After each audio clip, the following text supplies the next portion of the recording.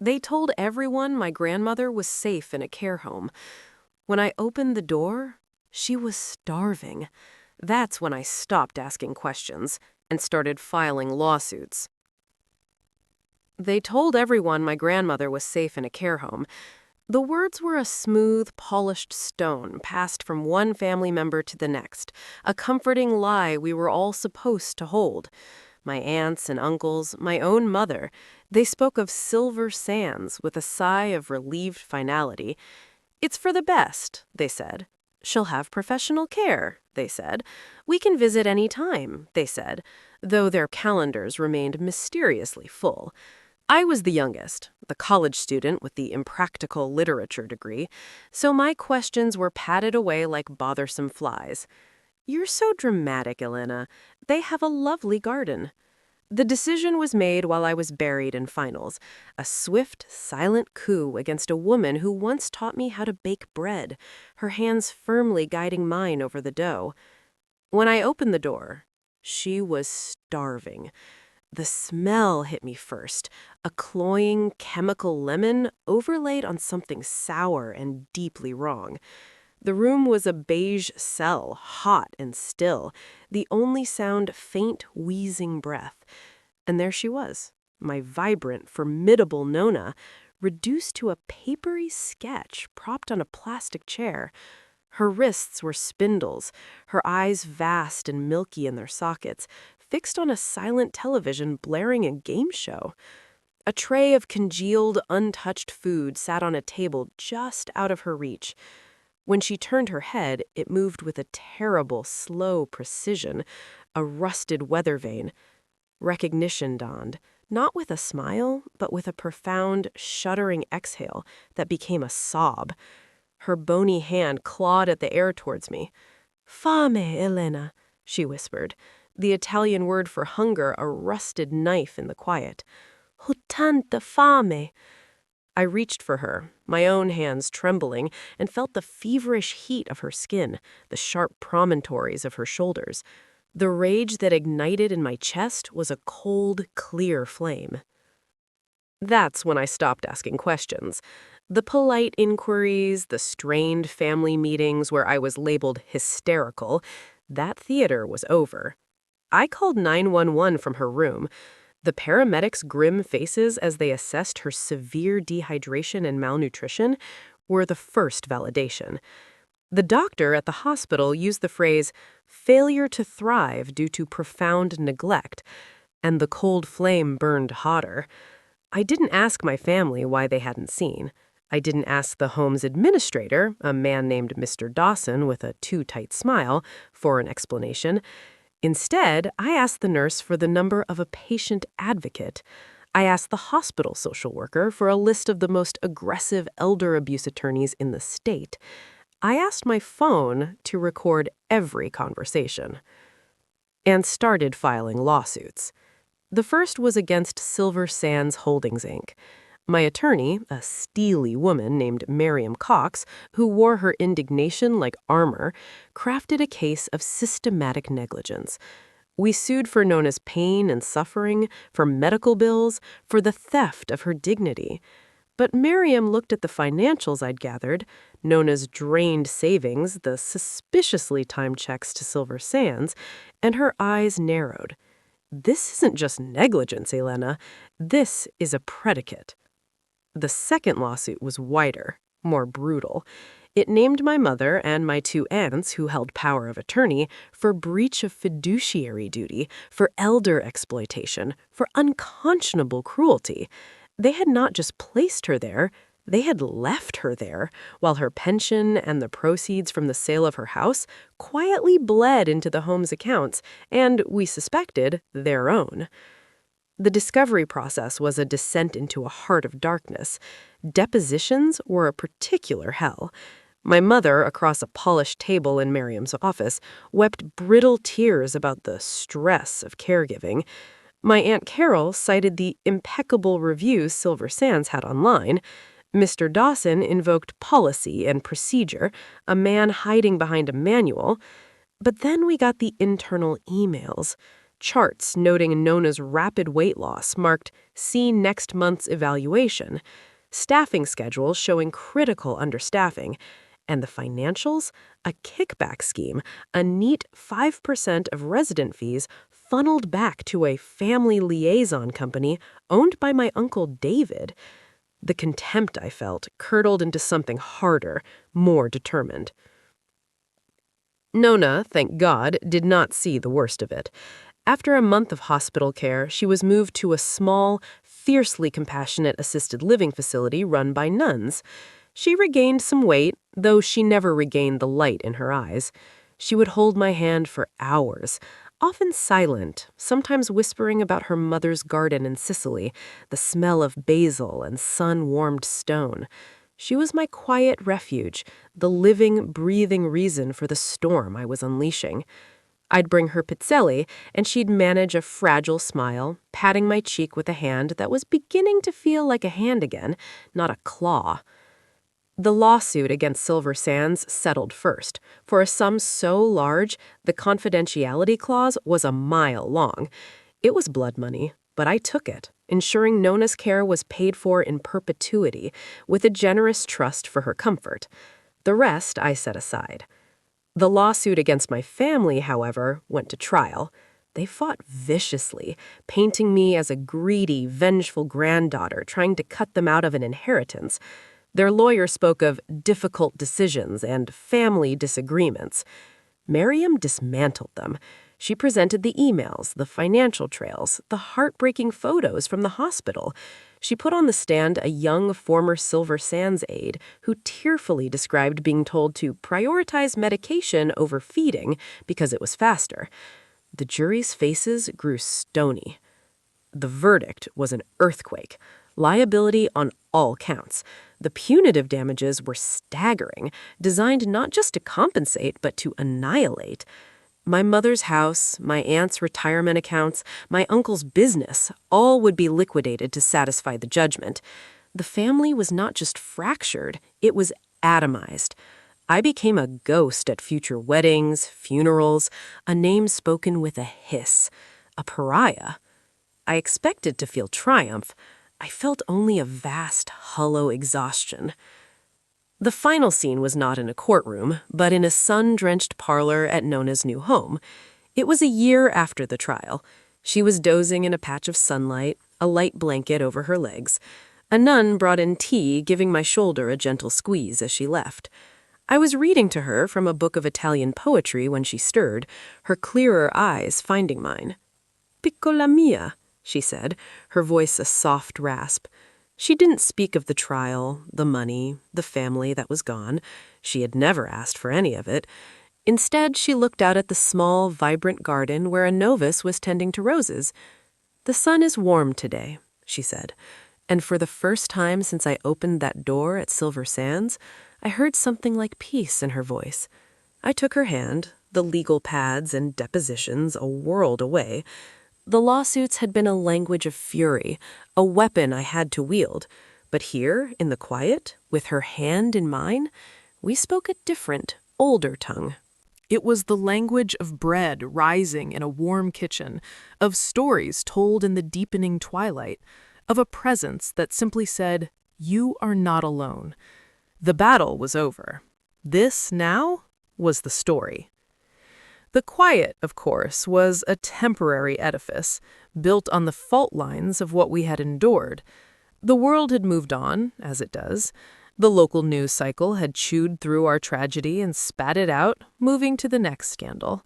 My name, Alina Ricci, was no longer whispered in grocery store aisles with a mix of pity and suspicion. I had finished my degree and, fueled by a purpose I never wanted, found myself in law school, my focus sharp as a scalpel on elder rights and fiduciary law. Miriam Cox had become a reluctant mentor, her approval hard-won and therefore invaluable. Nana's new home, Via Serena, was a sanctuary, but I visited with a hyper-vigilance that the nuns noticed but kindly never mentioned. I checked the water temperature in her shower, reviewed the medication logs not out of right, but out of a desperate, ingrained need to verify. Trust had become a fossil, something I could study but not resurrect. The first crack in the new calm appeared on a Tuesday. It was an envelope, thick and expensive, addressed to me in a looping script I recognized from childhood birthday cards. My mother's handwriting. My stomach turned to stone. Inside was not a letter, but an invitation. A wedding invitation. My cousin Sophia, my Aunt Carol's daughter, was getting married. The card was heavy stock, embossed with lilies. The family, it declared, would be gathering at a vineyard in Napa. The normality of it was a brutal slap. As if the last 2 years were a bad dream we could all agree to forget. As if the court-ordered financial ruin and the public unveiling of their neglect was a minor family squabble. I stared at it until the elegant font blurred. They were circling the wagons, presenting a united front of celebration, and the invitation was a test. Would I disrupt it? Would I stay away, letting them claim I was too bitter to join? Or would I come, allowing them to perform a hollow reconciliation for the guests? I brought the invitation to Via Serena. Nana held it in her less steady hands, her glasses perched on her nose.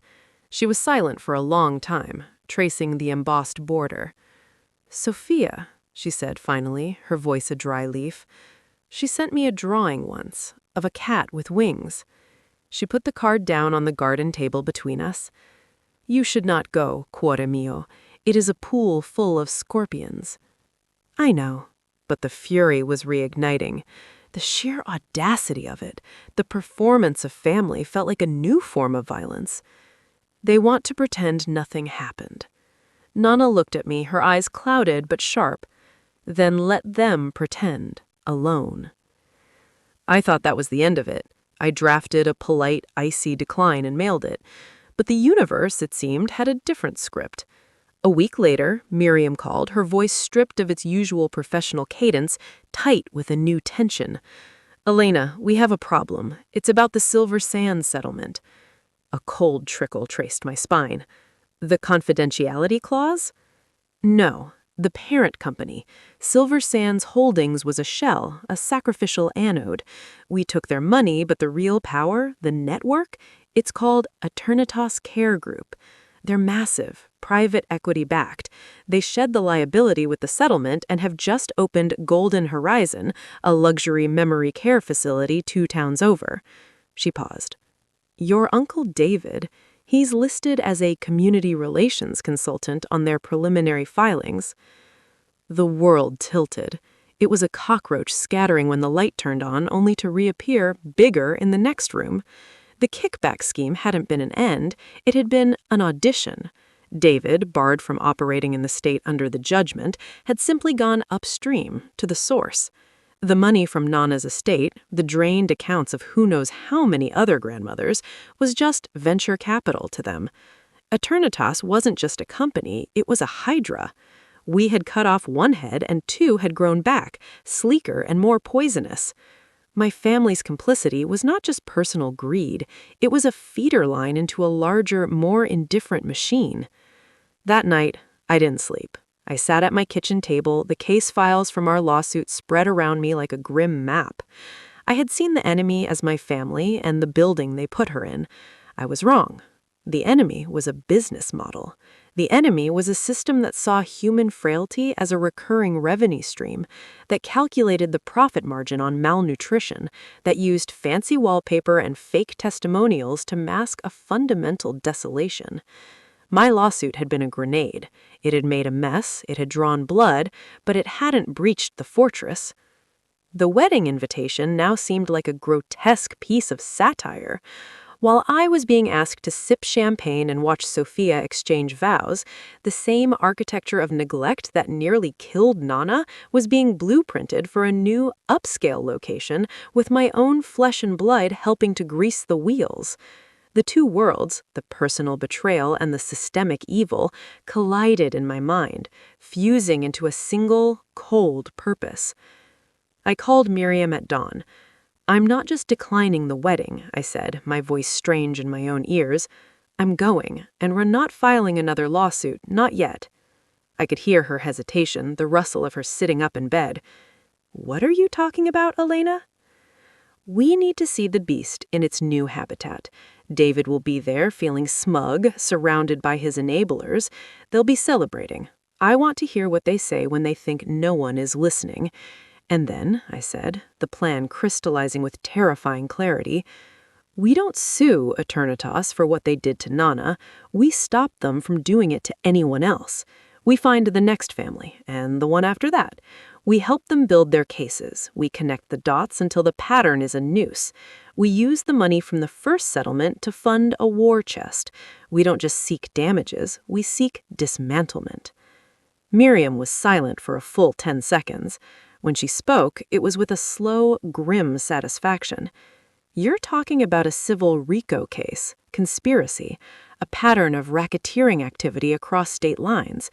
It's a hell of a mountain to climb." "Then we start climbing, but first I need a very nice dress and a very good digital recorder." The wedding was a study in surreal normalcy. The vineyard was breathtaking, all dappled sunlight and manicured rows of grapes. The air smelled of earth and expensive perfume. I saw them from across the lawn, my mother, aunts, and uncle, a cluster of careful smiles and coordinated pastels. They looked like a magazine spread entitled "Resilient Family Enjoys Special Day." When their eyes landed on me, the smiles didn't falter, they calcified. I was the ghost at the feast, the living embodiment of the court transcripts they wished would vanish. I moved through the crowd, a polite smile on my face, the small clutch in my hand feeling like a lodestone. I congratulated Sophia, who looked at me with genuine, confused pity. I endured my mother's brittle hug, her whisper, "Can't we just let today be happy?" I simply smiled and said, "It's a beautiful setting." I was a spy in the heart of the enemy camp. Then, by the rose arbor, I found him. David, with a whiskey in hand, holding court with a few older men in suits who didn't look like family. I lingered nearby, pretending to be captivated by a blooming rose. "A distribution model," David was saying, his voice a confident murmur. "The luxury tier is the front door. High margin, low overhead if you manage the variable costs. The real scalability is in the acquisition of distressed mid-tier assets. You buy a failing home, rebrand, cut the frills and the staff, and the margins pop within a quarter. The regulators only look at the paperwork, and the paperwork," he chuckled, "is always impeccable." One of the men, his back to me, nodded. "And the family friction, the litigation risk?" David took a slow sip. "A cost of doing business. You compartmentalize. The operating entity is firewalled. The settlements come from a discretionary fund. And sometimes," he said, his voice dropping to a conspiratorial tone I remembered from family barbecues where he'd brag about a shady stock tip, "sometimes the litigious family member just needs to be managed, a counter-narrative, privacy concerns, a well-placed investigator. You make them look unstable, greedy. The court of public opinion is often more important than the actual court." The rose in front of me swam in my vision. It wasn't just neglect. It was a playbook, a cold, calculated strategy that treated human beings as depreciating assets and grieving families as operational liabilities to be neutralized.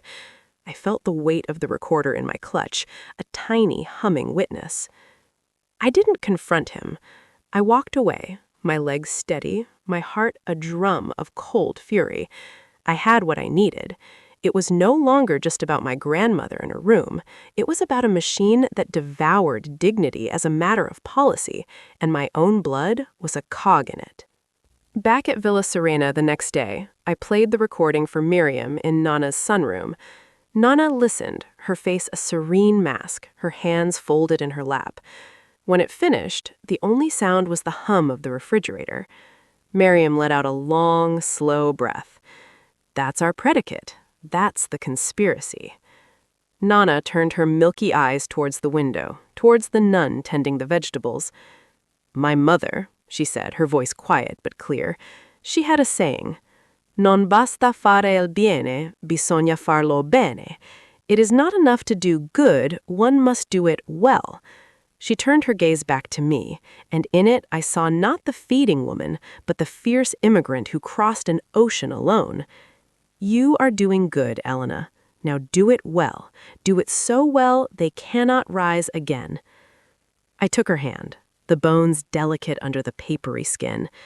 The path ahead was a legal labyrinth, a years-long battle against a well-funded, ruthless opponent.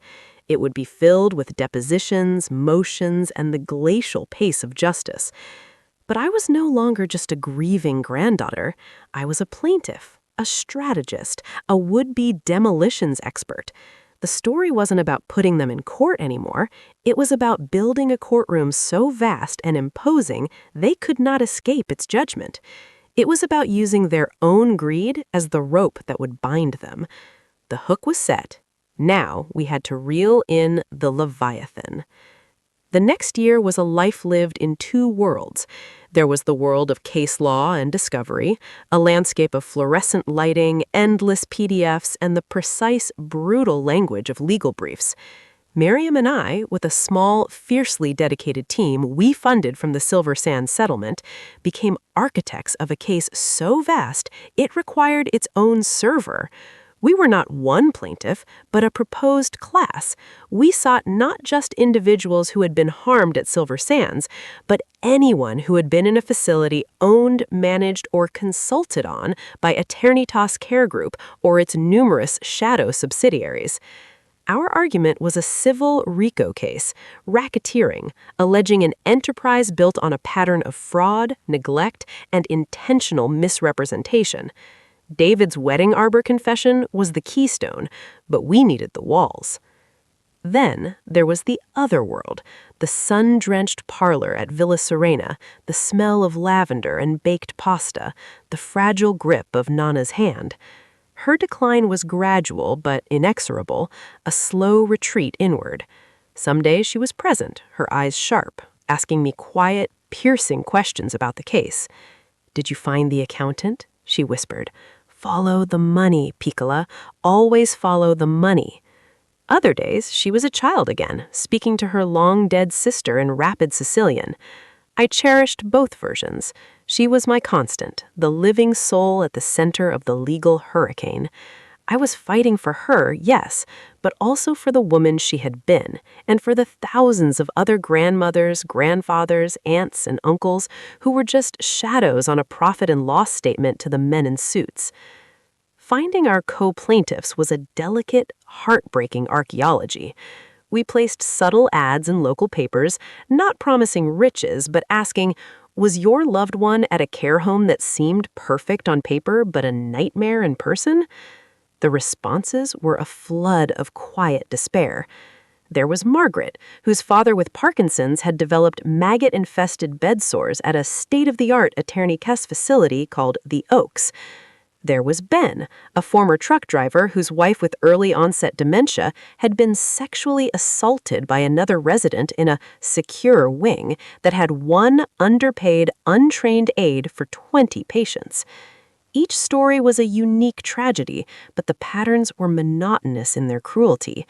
Beautifully landscaped exteriors, brochures boasting of individualized care plans, and inside, a skeleton crew of overwhelmed staff, corners cut on everything from nutrition to hygiene, and a corporate structure designed to deflect blame.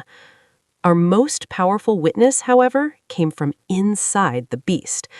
Her name was Chloe, and she had been a regional operations manager for Eternitas for 5 years before her conscience and a crisis of faith when her own grandfather needed care drove her out. She contacted us through an encrypted channel, terrified but resolute. In her deposition, conducted in a secure room, she laid bare the mechanics of the machine. She described the budget optimization software that automatically flagged facilities spending above median on food or nursing hours. She recounted executive meetings where client attrition, deaths, was discussed not with grief, but with analysis of how quickly the bed could be turned over and refilled at a higher rate. She provided internal memos showing a deliberate strategy to locate new facilities in counties with overburdened social services and lax inspection regimes. Chloe was the blueprint to the fortress we were besieging. My family, predictably, counterattacked. They filed a malicious prosecution suit against me, claiming I was orchestrating a vendetta to destroy them completely. The local newspaper, which had once championed my story, now ran a piece quoting anonymous family friends who painted me as an unhinged heiress exploiting my grandmother's condition for financial gain and fame. It was a classic David tactic. When you can't defend the action, attack the actor. I felt the sting of it, the old ache of betrayal, but it only hardened my resolve. Miriam handled it with icy efficiency, moving for dismissal and threatening defamation countersuits. The noise was meant to distract us. We refused to be distracted. The day we filed the class action RICO suit in federal court was a strange anticlimax. There were no cameras waiting. We had learned to work in silence. The filing was thousands of pages, a monstrous testament to suffering, organized into neat, devastating categories. It landed with a thud in the court docket, a seismic event only a few would initially feel. Eternitas' response was immediate and brutal. They hired a legendary scorched earth law firm known for grinding opponents into dust with endless motions, discovery disputes, and procedural delays. Their lead attorney, a man named Arthur Vance with a voice like gravel and a reputation for psychological warfare, called it a frivolous, sensationalistic shakedown of a company dedicated to serving our cherished seniors. The war of attrition had begun. Nana passed away on a Tuesday morning in early spring, with the scent of the nun's first planting of peas drifting through her open window. She went in her sleep, her face finally, fully at peace. The lines of hunger and fear smoothed away for good. The grief was a physical weight, a hollowing out of my center. The world lost its color and its sound. For weeks, I was adrift. The legal battle felt abstract, meaningless. What did any of it matter if she was gone? I had started this for her, and now she was not here to see its end. It was Miriam, in her own blunt way, who pulled me back. She came to my apartment bearing not sympathy, but a box of files. "She knew," Miriam said, her voice uncharacteristically soft. "She knew you would feel this. She told me the last time I visited her alone. She said, 'When I am gone, tell Elena the bread is not finished baking. You do not take it out of the oven because one part is done. You see it through.'" She pushed the box towards me. It was filled with thank you notes, hundreds of them from children and grandchildren of the other plaintiffs. Photos of people like Margaret's father, now in a decent home, smiling in a wheelchair. A drawing from Ben's granddaughter of a lady lawyer slaying a dragon labeled "Bad Home." Nana had kept them all, a secret archive of purpose. I went back to work. The fight was no longer a tribute, it was a legacy. It was the bread she had taught me to see through. The legal process ground on, a slow, punishing glacier. But we had Chloe, and we had the patterns. During a pivotal deposition, Miriam confronted Arthur Vance with a series of internal emails about cost per patient day reductions. Vance, arrogant, tried to claim they were about efficiency, not care. That's when Miriam played the clip from David's wedding. His voice, smug and clear, filled the sterile room. Cut the frills and the staff, and the margins pop within a quarter. The regulators only look at the paperwork, and the paperwork is always impeccable. The color drained from the faces of the Eternitas executives present. The firewall between the corporate shell and the operational brutality had just been breached. The conspiracy was no longer theoretical, it had a voice, and it was the voice of their own consultant. Eternitas, seeing the tide turning, began to fracture.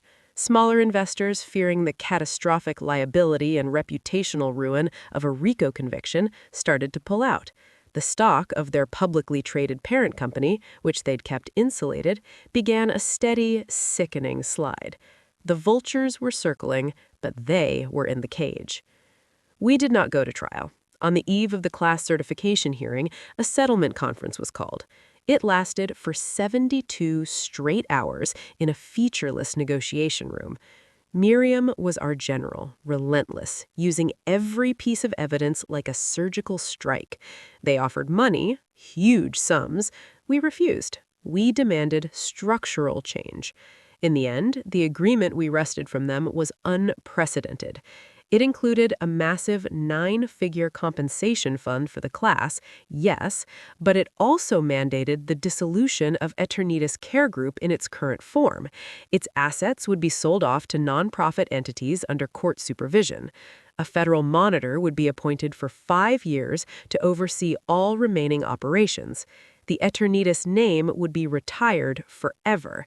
And a portion of the settlement would fund a new independent advocacy organization run by survivors and their families to audit care homes and lobby for staffing ratio laws. It was not just a payout, it was a dismantling. The day the settlement was announced, I went to the cemetery. The stone was simple: Giovanna Nana Ricci, beloved breadmaker. I sat on the grass beside it, the silence a living thing. I told her about the monitor, the advocacy group, the dissolution. I told her about Margaret's father, who had passed away just the month before, in a clean room with a kind nurse holding his hand. I told her about Ben and his wife, who now lived in a small, safe group home where they held hands every afternoon. There was no thunderclap, no profound sense of victory. There was just the whisper of the wind in the old oak trees and a deep, weary peace. The legal suits were over. The machine was being taken apart, bolt by bolt. The story that began with a locked door and a whispered "ho fame" had become a blueprint for a different kind of architecture, one built on vigilance, on fury channeled into form, on the unshakable belief that some debts cannot be paid, but they can be stopped from accruing ever again.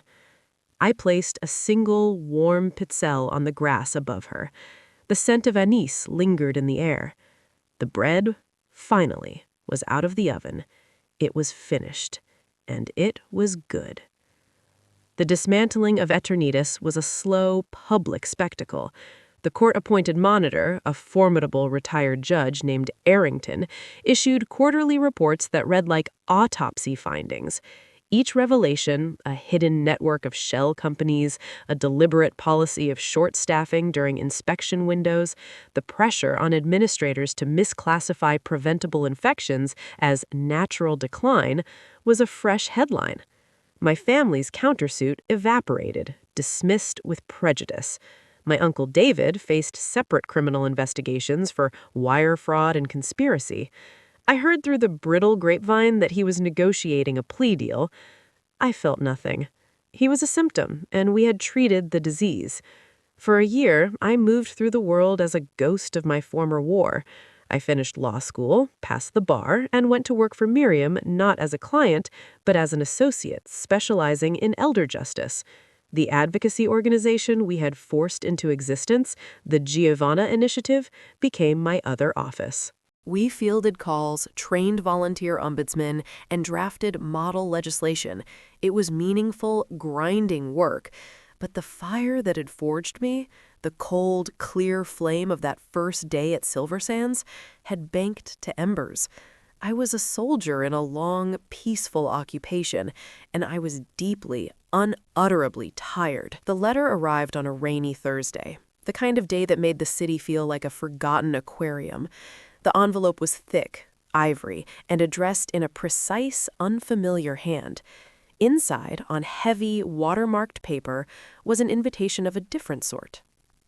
Ms. Elena Ricci, you are requested to attend a private convening at the Cliff Haven Estate, Carmel by the Sea, on the 24th of this month. The topic of discussion is the future of compassionate care. Your unique perspective is considered essential. Discretion is assured. Transportation and accommodations will be provided.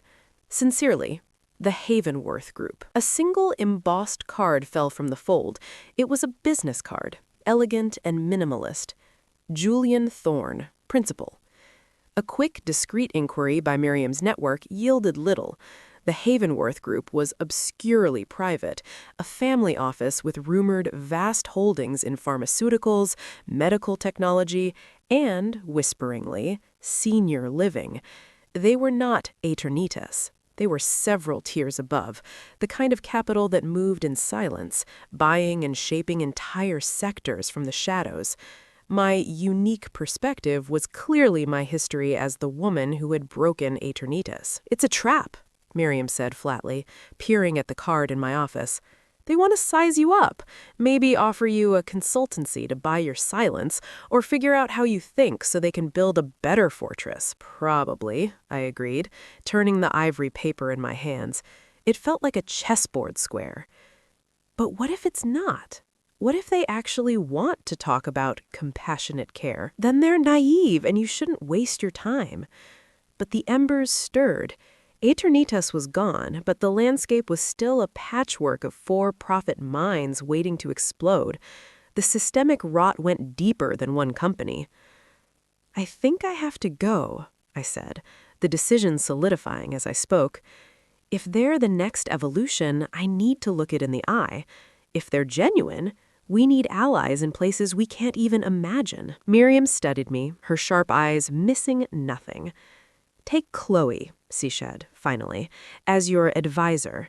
She speaks their language, and record everything. Assume every vase is bugged. Cliffhaven Estate was not a building. It was an atmosphere. Perched on a windswept cliff overlooking the Pacific, it was a masterpiece of glass, stone, and severe modern lines, designed to make you feel both awed and insignificant. A silent attendant in a charcoal suit led Chloe and me through a gallery of austere modern art to a room that was all windows and roaring ocean views. Around a table of reclaimed driftwood sat 7 people. They were not the brash, Gulf-tanned tycoons I'd expected. They were quiet, dressed in understated, expensive fabrics, their faces etched with the serene confidence that comes from never having your decisions questioned. Julian Thorne sat at the head. He was perhaps 60, with sharp, intelligent eyes and the calm demeanor of a surgeon. "Ms. Ricci, Ms. Porter," he said, rising slightly. His voice was soft, yet it carried perfectly in the room. "Thank you for coming. Please, let's dispense with the pretense. We've studied your work. The legal strategy was brilliant, but the architectural dismantling was impressive. You didn't seek reparations. You sought reformation. That is a rare outcome." I remained silent, letting him set the board. "Eternitas," he continued, "was a blunt instrument, profitable but crude. It operated on a model of scarcity of staff, of dignity, of care. It was fundamentally a real estate play with a human facade." He steepled his fingers. "The future, we believe, lies in a model of perceived abundance, technology-enabled, data-driven, hyper-personalized, a model where the resident feels utterly cared for, while the operational margins are preserved through scale, predictive analytics, and automation. The staffing is for human connection, not manual tasks. The experience is one of holistic well-being." Chloe beside me shifted almost imperceptibly. This was her old world, spoken in a more refined dialect. "You're describing a premium product," she said, her voice neutral.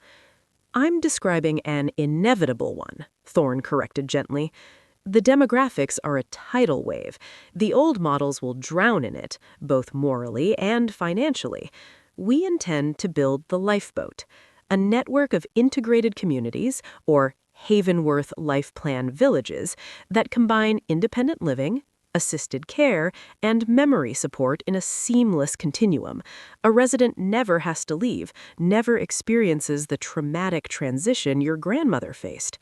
We use AI for health monitoring, robotics for logistical support, genomic profiling for personalized nutrition and wellness. The staffing is for human connection, not manual tasks. The experience is one of holistic well-being." It sounded like a brochure from the future. It was beautiful, and it chilled me to the bone. "And the cost?" I asked, my first words in the room. Thorne smiled, a thin, knowing curve of his lips. Significant, but we are targeting the upper quintile of the retiree market, those with substantial assets who wish to convert them into a curated, dignified longevity.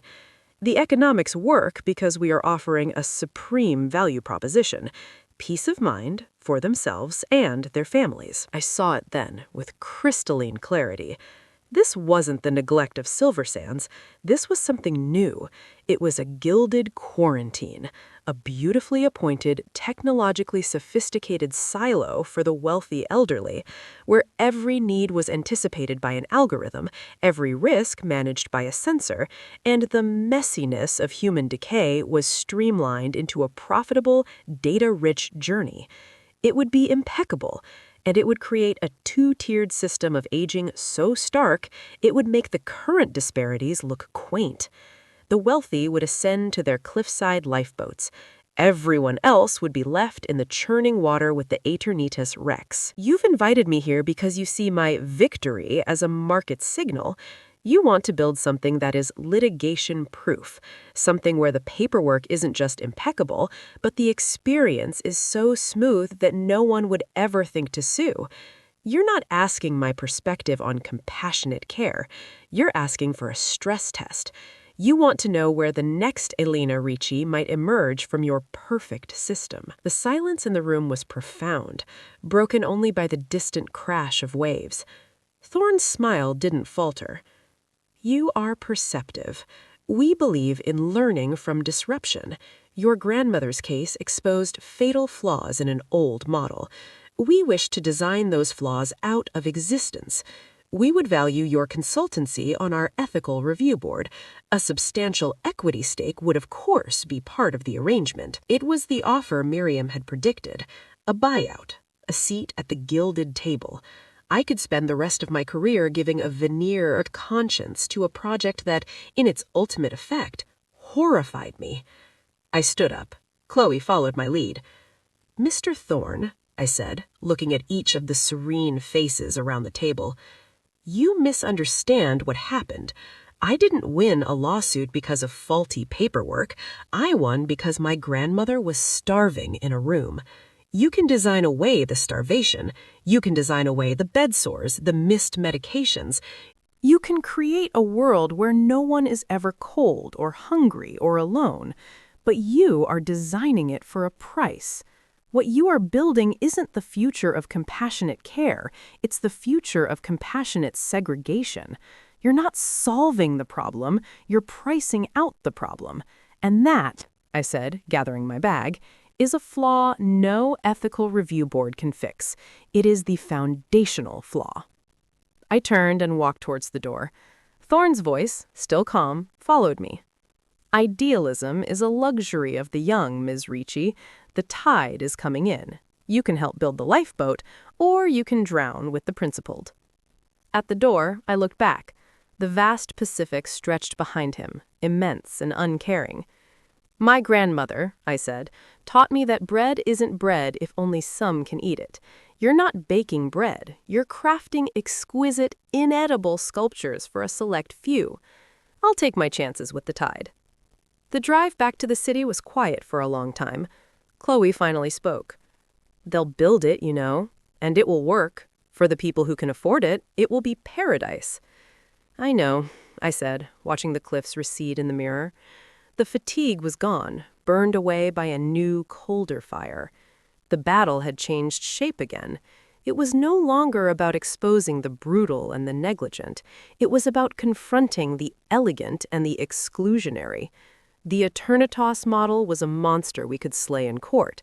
The Havenworth model was a siren song we would have to drown out with a better idea. I went to Miriam's office the next morning. I didn't sit. We need to pivot, I said. She leaned back, assessing me. Away from litigation? Towards creation, I said. We have the funds from the settlement, the credibility from the victory. We can't just be the people who tear down the bad homes. We have to be the people who build the good ones. Not lifeboats for the rich, lighthouses for everyone. Miriam's eyes gleamed, not with the cold light of battle, but with the spark of a new, daunting blueprint. A non-profit model, scalable, replicable, using every tool Thorne mentioned, the tech, the data, the design, but for a different bottom line. Dignity per dollar, not profit per resident. Exactly, I said. We use the Giovanna Initiative as the advocacy arm, and we create a separate foundation, a development arm. We partner with communities, with unions, with ethical tech firms. We build one, then we build 10. We show that it can be done without grinding human lives into margin. It was a bigger mountain than the lawsuit. It was a forever task.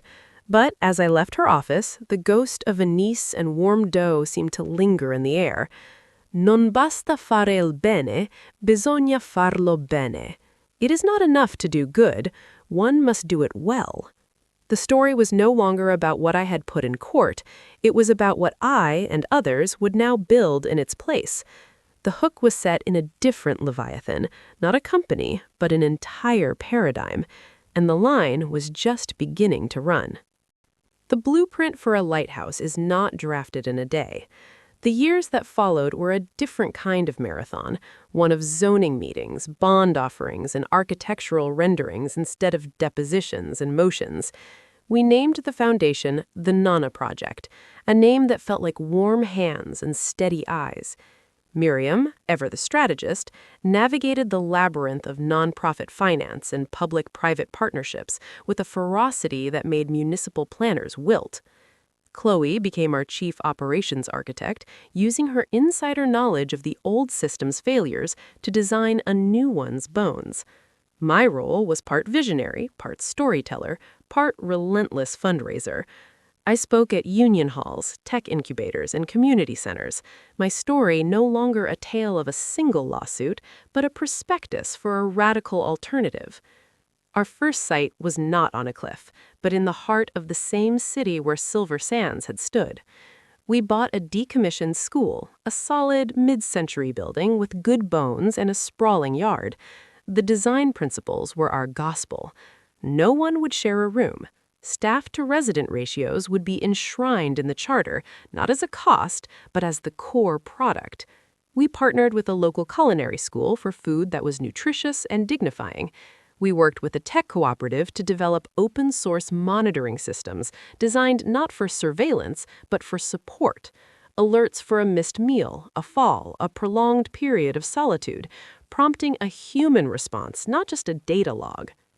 The resistance was subtle, bureaucratic. The Havenworth model, for all its exclusivity, had become the shiny new standard that investors and policymakers pointed to. We were proposing something messier, human, and fundamentally less profitable.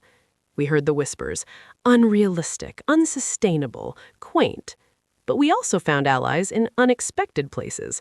Retired nurses who volunteered their time, construction unions that offered discounted labor, a Silicon Valley billionaire's daughter who had watched her own grandfather decline in a 5-star facility and wrote a check large enough to make the skeptics pause. The day the Nana House opened its doors was drizzling and gray, a far cry from Cliff Haven's dramatic vistas. There were no ribbons of silk, just a handmade wreath of rosemary and olive branches hung on the refurbished front door by the first 10 residents' families. They were a mosaic of the world the lifeboats left behind, a retired postal worker with Parkinson's, a former teacher with early-stage dementia, a grandmother who had outlived her savings and her family's patience. As they crossed the threshold, guided by staff whose starting wages were double the industry average, I saw not the haunted, hollow look from Silver Sands, but a wary, fragile hope.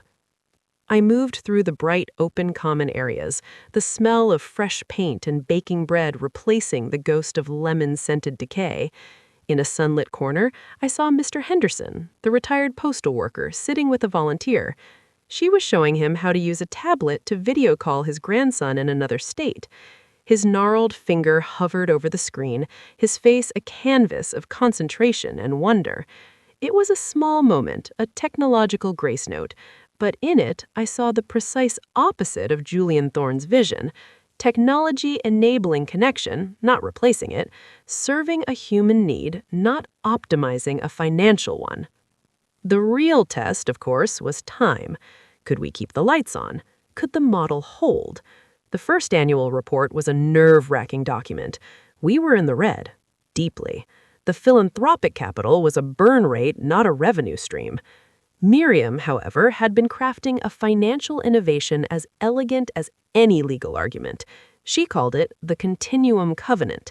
It was a social impact bond tied not to profit, but to measurable outcomes: reduced hospital readmissions, delayed transitions to higher levels of care, quantifiable improvements in resident and family well-being.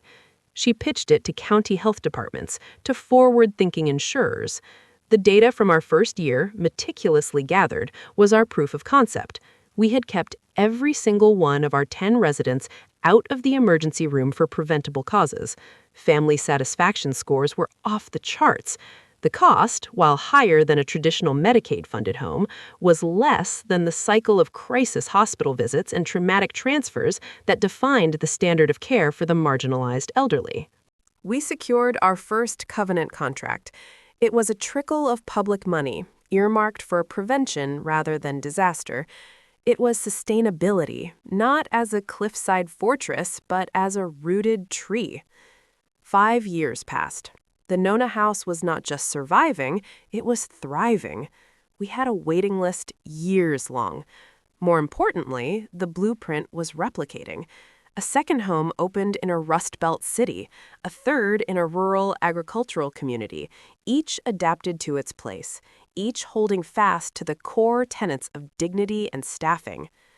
The Giovanna Initiative had successfully lobbied for 2 state laws, one mandating transparent staffing level reporting for all facilities, and another creating a dignity lien that gave residents a cause of action for neglect that survived changes in ownership. We were planting forests, one lighthouse at a time. I was at the original Nona house for its 5th anniversary picnic when the call came.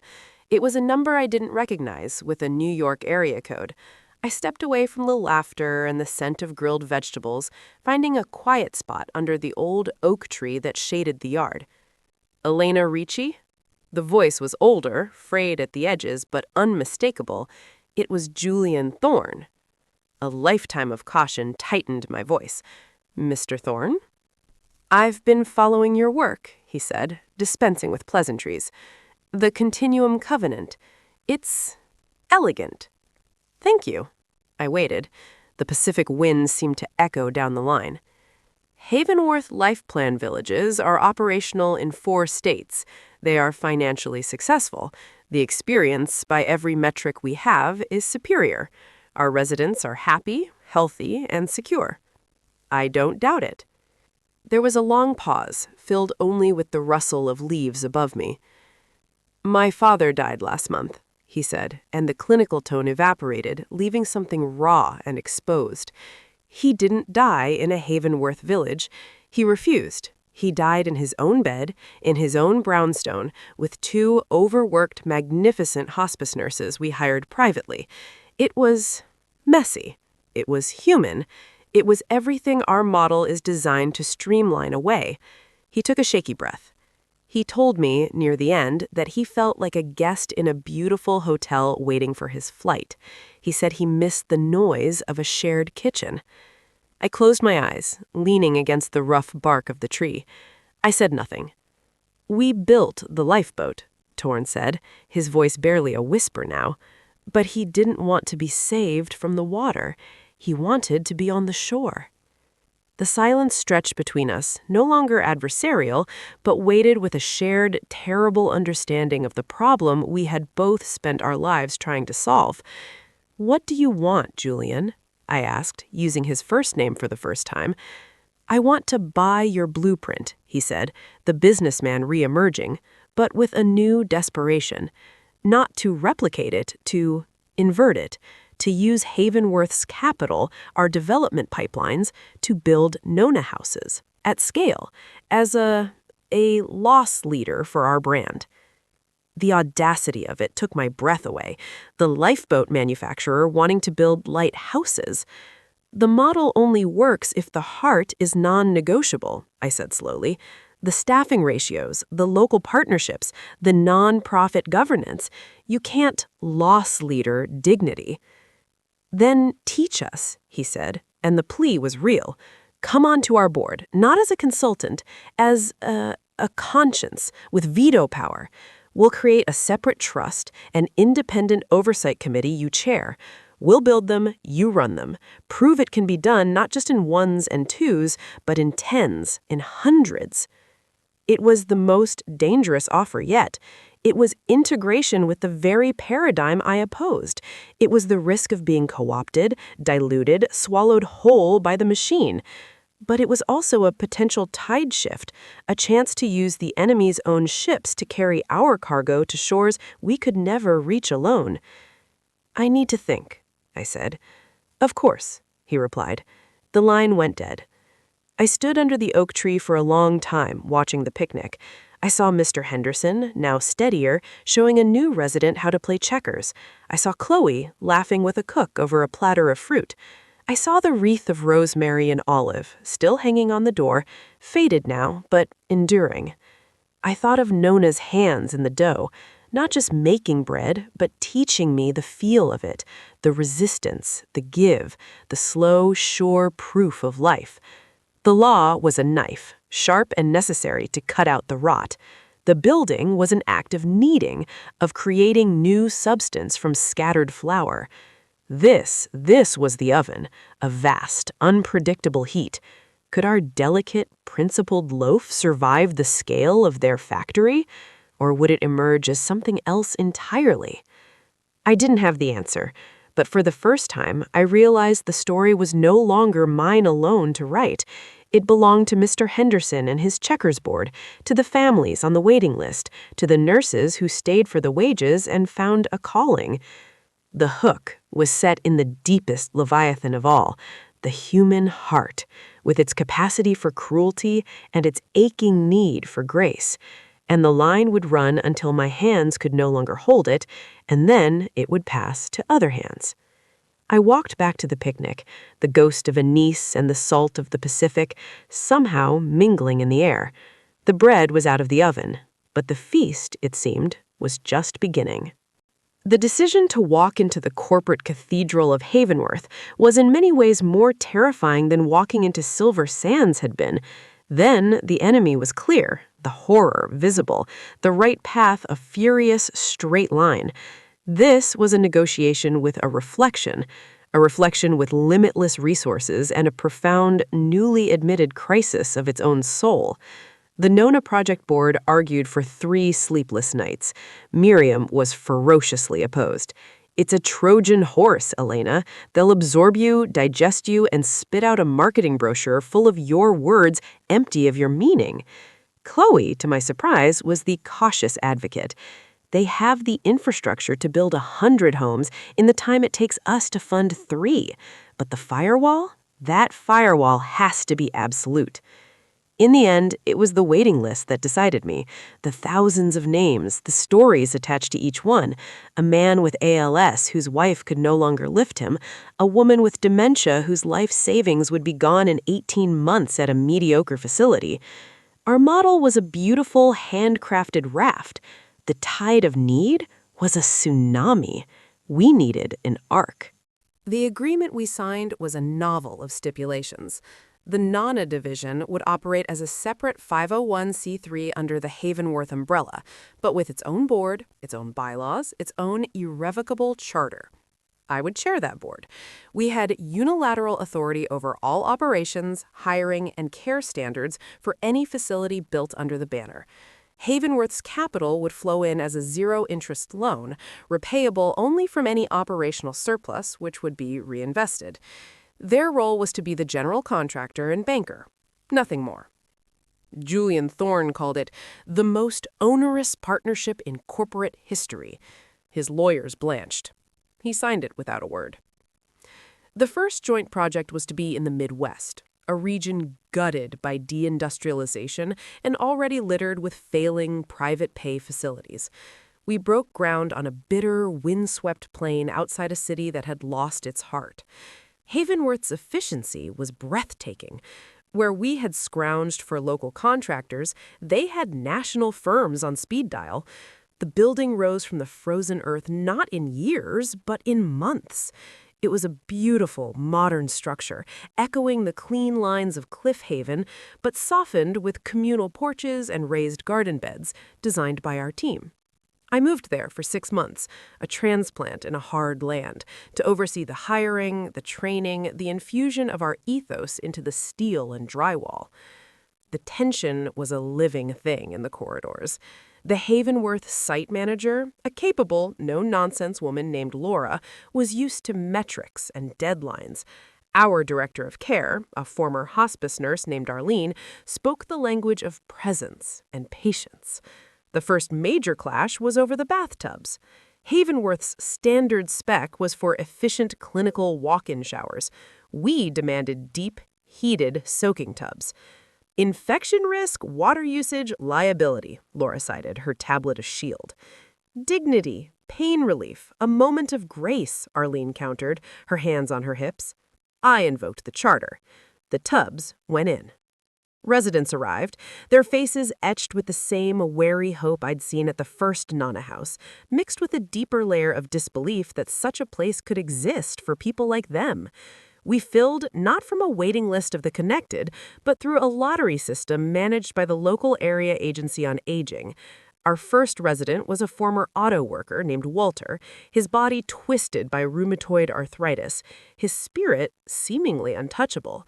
He looked around his bright private room with its view of the empty prairie, then at the deep tub being fitted in his bathroom. Hell, he grunted, a slow smile spreading. I haven't had a proper soak in 20 years. For the first year, it worked. The firewall held. The Havenworth board grumbled about the per-resident cost, but Julian, now increasingly isolated within his own company, held the line, pointing to the glowing press and the social capital we were generating. Our outcomes were even better at the original home. The scale allowed for a full-time physical therapist, a music therapist, a small resident-tended greenhouse.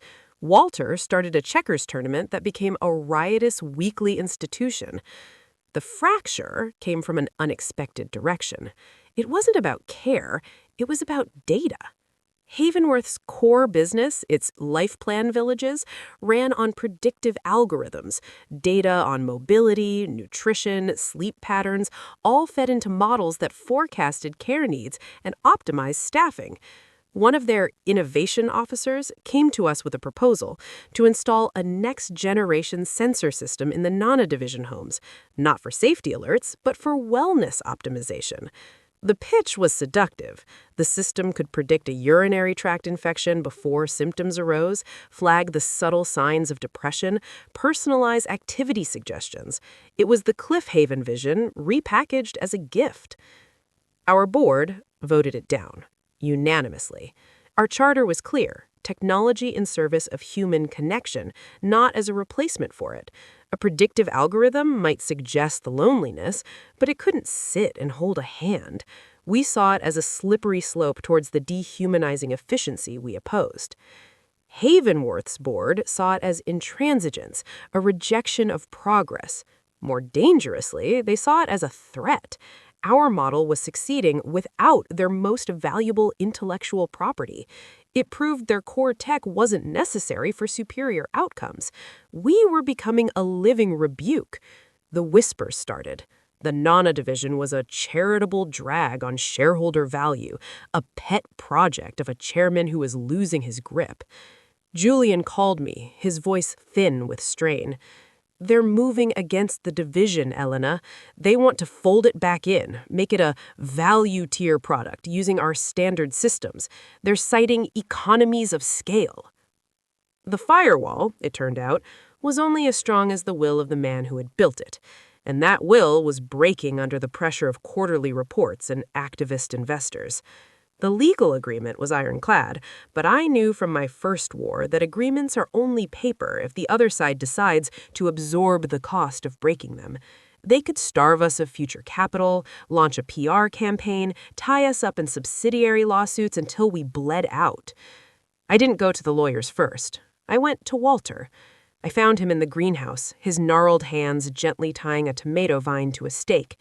I told him in plain terms what was happening, that the people who built this place might try to change its heart, to make it more like a machine, that they might take away the tubs, the extra staff, the right to be a little messy and human. He listened, his face as weathered and still as the prairie outside. He wiped his hands on his trousers. So, they think this is theirs. It wasn't a question. Legally, it's complicated, but in spirit, no. It's not. He nodded, looking out at the rows of young plants.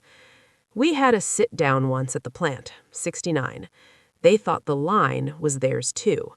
A fierce old light glinted in his eyes. What do you need us to do?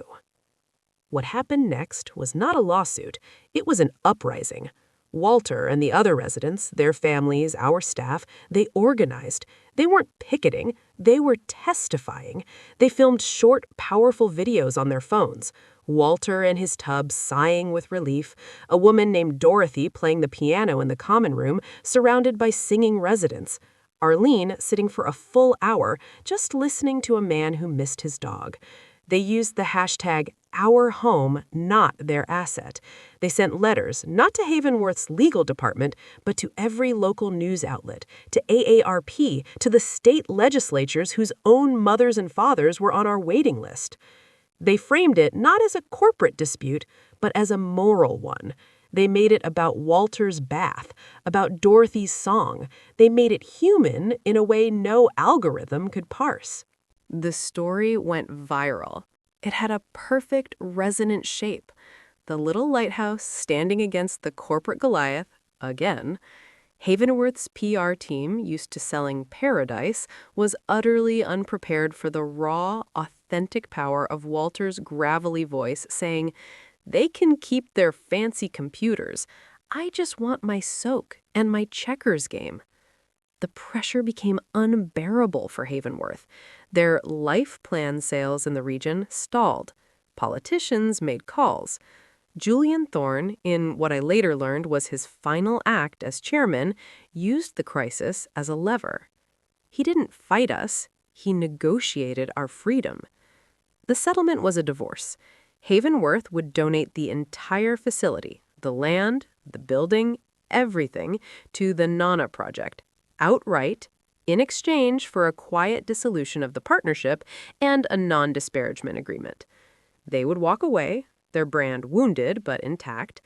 We would own our lighthouse, free and clear. The day the papers were signed, I stood on the prairie with Walter, watching the sunset bleed orange and purple over the endless land. The wind carried the scent of turned earth from the nearby fields. "We won," I said, the words feeling inadequate. "Nah," Walter said, squinting at the horizon. "They just kept what was already ours." He patted the porch railing, a proprietary gesture. "They just finally got around to acknowledging the deed." I realized he was right. The battle with Havenworth hadn't been about building something new. It had been about defending something that had already taken root.